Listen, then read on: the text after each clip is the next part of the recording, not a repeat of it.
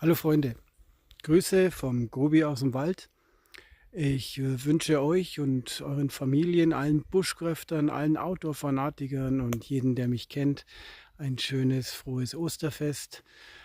Auch von mir wird es bald wieder Videos geben, so wie es die Familie und die Wetterbedingungen zulassen, werde ich mich wieder vielleicht sogar mit meinem Sohn Tim auf Tour begeben und euch wieder ein paar schöne Videos machen. In diesem Sinne, ja, feiert schön im Kreise eurer Familien. Ähm, Geht hinaus in den Wald, lasst es euch gut gehen, lasst die Seele baumeln. Viele Grüße wünscht euch euer Grobi.